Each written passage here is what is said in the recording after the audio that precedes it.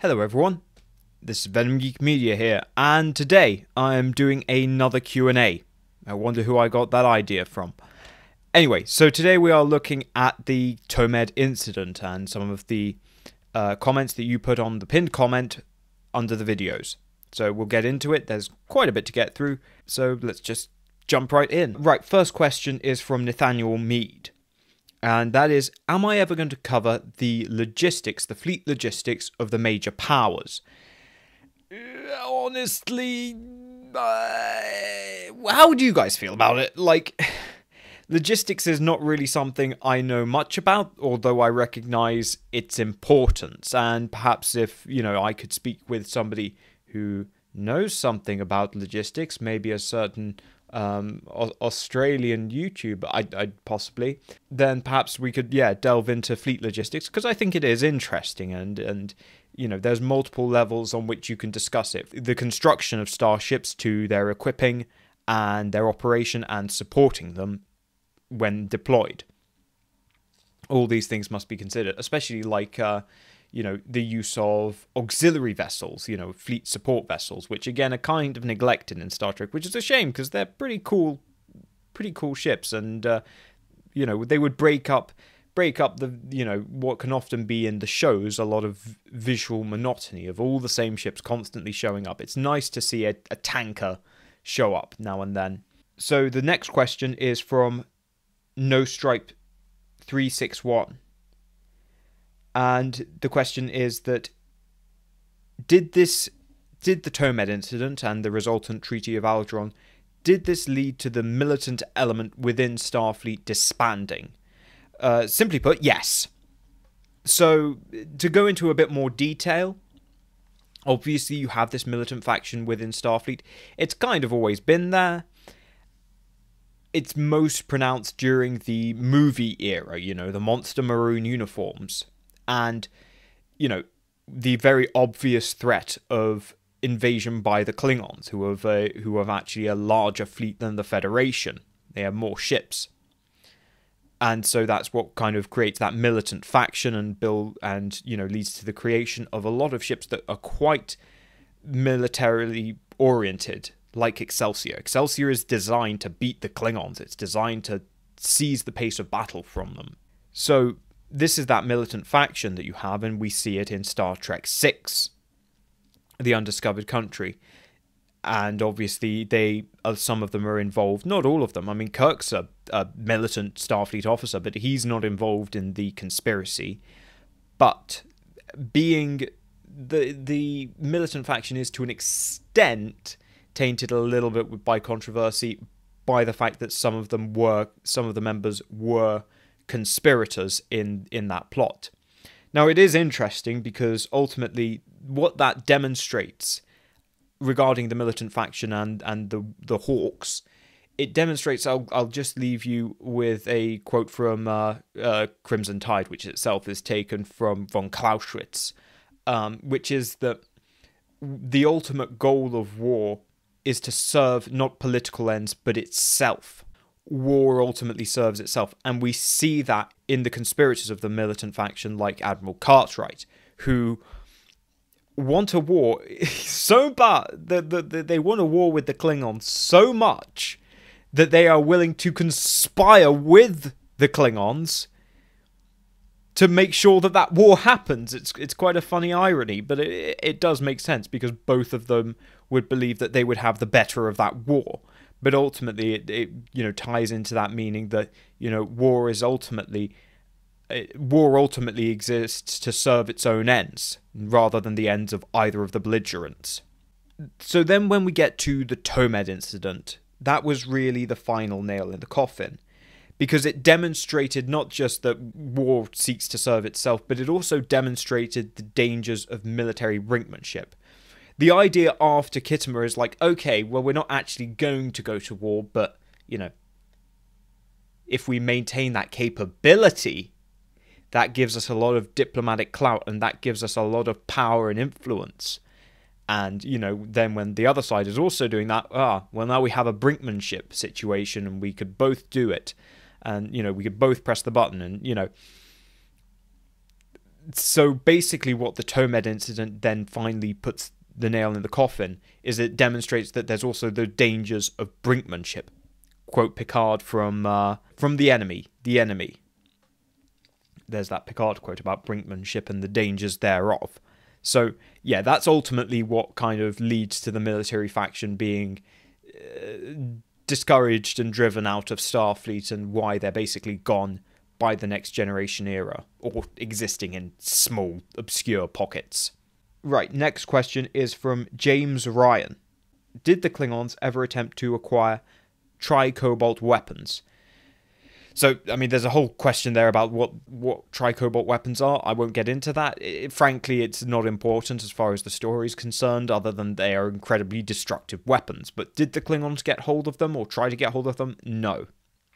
Because as far as the Klingons were concerned, there was no real point. There's two real things you can use a tri-cobalt weapon for. Destroying a planet or a continent. Well, a continent. Shattering a continent. Or destroying a space station. These are two things that the Klingons have no interest in doing. I mentioned in the video on Tomed that the war between the Romulans and Federation would have been more devastating than any war with the Klingons would have been, because the Klingons would be obsessed with fighting man-to-man and would have no interest in just general, wholesale, indiscriminate destruction. That's not what they're interested in. The Klingons are interested in, honorable battle and defeating their enemy, in a very direct, linear confrontation, rather than all this subterfuge and striking strategic targets. That doesn't interest the Klingons. The Klingons are interested in meeting in battle head on. And so things like tri-cobalt warheads don't really interest the Klingons, and so they never really sought to obtain any, certainly not before they were banned by one accord or another. They were also a somewhat irrelevant technology. They were quite outdated. Next question comes from Timothy Chapman, and that is the time delays. Where did I get the information on the time delays?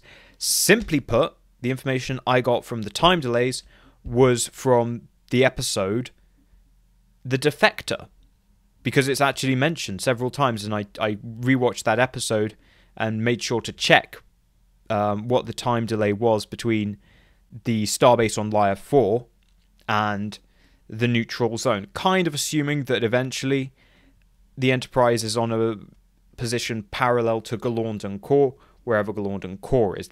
And so then I took that number. I believe the time delay was calculated at, was it an hour and 20 minutes? And then just, extended that. Okay, well then what are we talking about when we look at Earth to the neutral zone? And so in terms of numbers, it's relevant, or it's relative to my map. It won't work on any of the other maps that you have, because the map I made was custom. Oh no, so the time delay between Lyra 4 and the neutral zone, or the Nalvana system, is 2 hours 23 minutes. That's a long time. And then the distance between Teleprime and Tomed, in terms of time delay, was 10 hours 9 minutes. That's not even getting to Earth. So, and then you have to factor in also Romulus. Between Romulus and Earth, between that line, is the basin rift, which disrupts communications. Therefore, basically, you have to send a message not from Romulus, but from Romulus to Romy, and then to Earth, which then takes that up to a 12-hour delay. So yeah, but so basically, my baseline of calculation is that it was 2 hours 20 minutes. Yeah, I then calculated distance on the basis of how close Alpha Centauri is to Earth in my map, then use that as the basis of distance, and then you then work out the transmission speed and the factor thereof. So yeah, so I did actually work out all those numbers for the transmission delay, because I wanted to get it right and make sure it was correct. I also did the same thing in terms of time taken to reach places, Initially, it would have taken, if I had stuck to the old scale of warp factors, it would have taken the fleet 80 days to reach Tomed. And I was just thinking that, well, 80 days is really too long for anyone to actually not, resolve a thing in time. Like, that's ample time to resolve a crisis. Whereas 40 days, which is what it is in the new scale, in the TNG warp factor scale, yeah, that makes sense. And, I know I'm playing a little bit loose there with canon and such, but, so is the fact that they change warp scales from something that's quite understandable to the TNG scale, which makes my brain melt. So anyway, I hope that covers your question on transmission speeds. Next question is from Josh K. Why did I include the Walker class in a couple pieces of artwork and displays? Okay, so this is a very subtle nod to a bit of canon that was created by Picard. You don't have to like it, but it was done in Picard, and, whatever, it's fine. And that is basically in the background of one of the shots, you see some of the plaques of various starships, including a ship called the USS Leograndance, or Leograndance, I don't know how to pronounce it, it's French. Lancelot class ship, it was captained by Uhura. And we can assume that this was during this era. And the ship they used, they reused a bit of concept art for the Walker class. So I was like, okay, we'll use a Walker class. What could you do with a Walker class in this period? The Walker actually aesthetically kind of fits into the motion picture era, or the Excelsior era, quite well.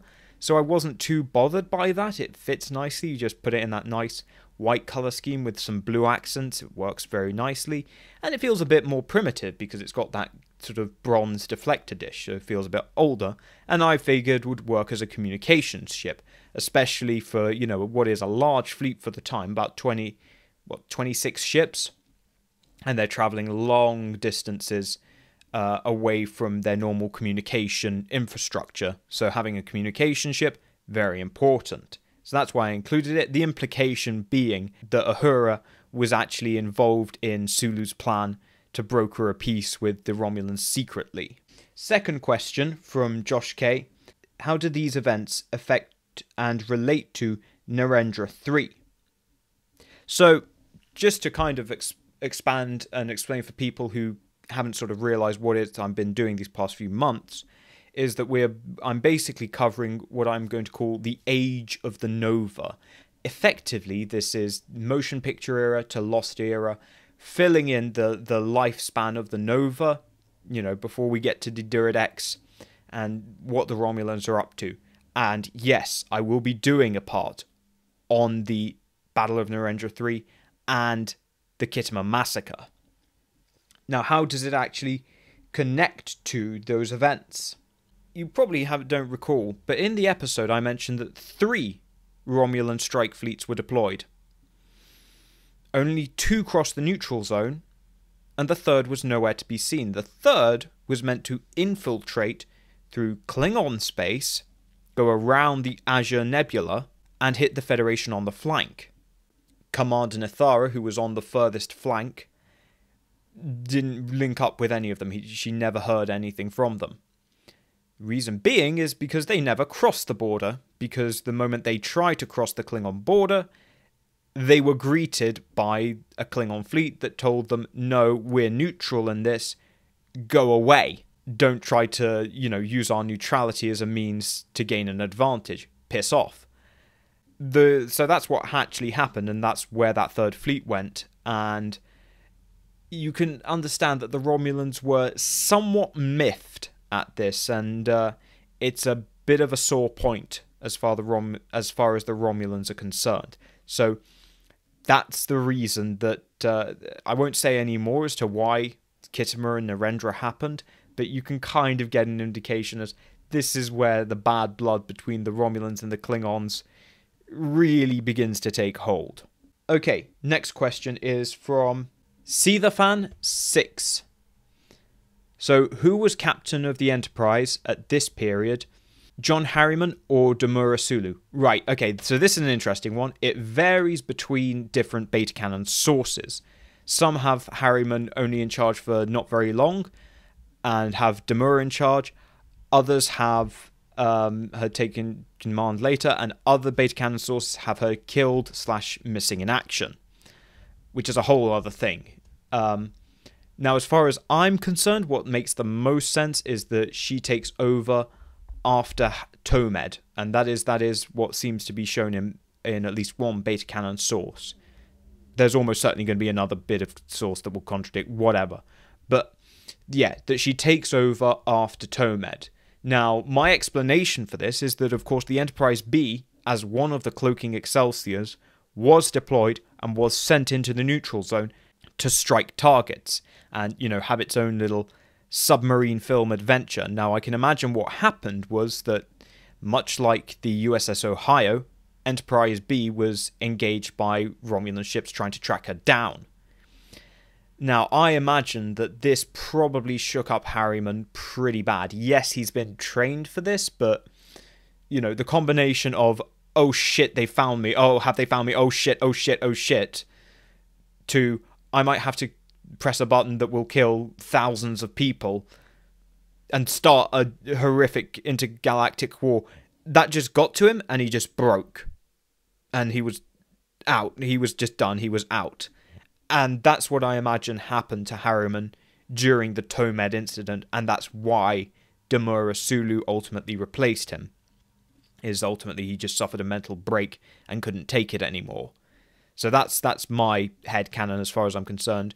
That's the Venom canon as to what happened to John Harriman. Okay, the next two questions are actually questions people directly asked me from Discord, but I included them because they're quite interesting. So, first one is from Starfox, and that is that despite them notionally being banned in the Treaty of Algernon, the Romulans still use plasma torpedoes in Deep Space Nine. We see Voyager using tricobalt warheads. So, apparently, both sides are breaking this treaty. Yes. I mean, kind of yes, but kind of not. So, basically, when it comes to plasma torpedoes, these are not the same plasma torpedoes as in the Tomed incident. When I mean plasma torpedoes, I mean the thing that we had from Balance of Terror and that was incorporated onto those launchers on the Nova, i.e. basically a great ball of plasma that you launch at the enemy. That's the old-style plasma torpedo. Now, the Romulans ultimately replaced that with the cased plasma torpedo, which has numerous advantages. It's less powerful than the original plasma torpedo, but it has, as a cased torpedo, it has much better range, and it means that you don't have to carry around these massive, great plasma torpedo launchers. So it simplifies your logistics and your armament, because then you also had to have like a fusion reactor to support those plasma torpedo launchers. It was a whole palaver. So it was much easier just to have cased plasma torpedoes, that can be fired out of the same launcher as a photon torpedo. So that's, and therefore those are not the same plasma torpedoes as named in the Treaty of Algernon. Therefore, they are not restricted by the Treaty of Algernon. Yes, it's a bit of, bending the rules, but that's what treaties are for. Then you have Voyager carrying around tricobalt warheads, and my suspicion there is that the treaty basically said, we'll just agree we won't use any of these weapons on each other. That's to an extent what I think happened, is they both said, okay, we won't use these weapons on each other, but we'll keep them for other people and for internal use. And if we see one, shooting at the enemy, one of their enemies, we'll just look the other way, whatever. And if you're using it to suppress dissidents, well, that's fine, whatever, that's your business. I'm sure the Romulans would happily use plasma torpedoes to suppress uprisings on enslaved worlds, and given that Voyager's job was to hunt down the Maquis, I do have certain ideas for what those tricobalt weapons were going to be used for. I will say no more than that. The final question is from Philip Ty, and this is, did phaser arrays make up for not having cloaking devices? So basically, did the Federation develop these phaser strips as a means of counter/response to not having cloaking devices? Not really. Just in terms of, I suppose, you can, I mean, in as much as you can use that to conduct a phaser sweep for a cloaked ship, which definitely does have its tactical uses, but that's sort of a tactic of last resort.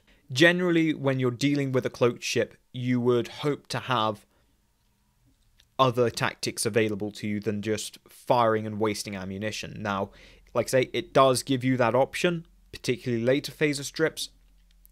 The main thing having phaser strips does, as opposed to batteries, it allows you to chain fire much more effectively. That is, each emitter on the array can contribute.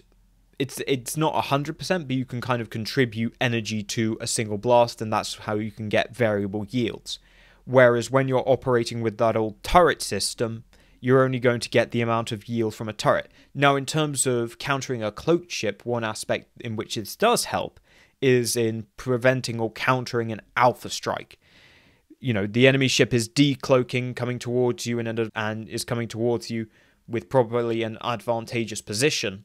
Now, if you've got an old-fashioned phaser turret, you might be able to shoot at with one battery, and it's going to hit you like in the rear with everything.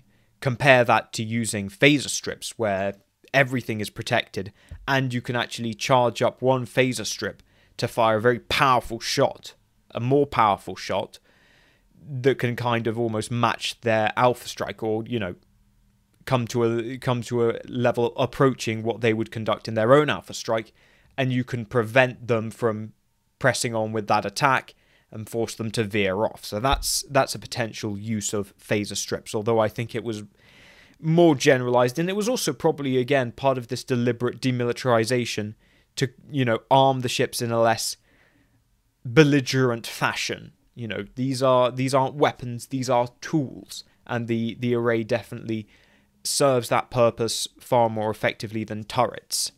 Yeah, that's my thoughts on the adoption of phaser strips. So those were all the questions. Thank you guys so much for your comments and your feedback. I'm glad everyone enjoyed the two-part episode. That was a decision that I made, well, basically once I recorded and I saw that the thing was 40 minutes long, not including the voice lines from the other voice actors, and I was like, yeah, I could, you know, put out a 40-minute monster, or I could, you know, have that little cliffhanger, which I think is quite fun. You know, and I'd say that it's two substantial episodes, you know, double released, and so it's very gratifying to see that everyone's enjoying it, and all the positive feedback, and basically that everyone seems to like it more than the original beta canon, which was frankly crap. That's why I came up with this episode, to give a more sound reason for why the Treaty of Aldron exists, and you know, what precipitated it. I already probably posted the rant about Captain Pressman, so about Admiral Pressman, so I won't go into that, but you know, those are some further thoughts that I've had on the subject of the Tomed incident and the Treaty of Aldron. So thank you guys all for watching, and I will see you all in the next video. And I will now thank my members: My Navarks, David Reeves, Tully DT, and Jeffrey Ballard. My Commanders: Miami Jules, Captain's Quarters, Chase Rector, PQSK, Philip Ty, Jeff Hallam, Bird Monster, Mark Philippe, Robert Sampson, Sean Farrell, Gilmo Martinez, Das Blas, and Adam Bowman. And I thank my loyal Centurions: Nathaniel Mead, Pendlebury, BOS Domestic Disputes, Marcus Hall, Paul Lash, Julian Arnott, Freedom Trooper, and Okolkatum Quaesto. Thank you guys for supporting the channel, and I will see you all in the next video.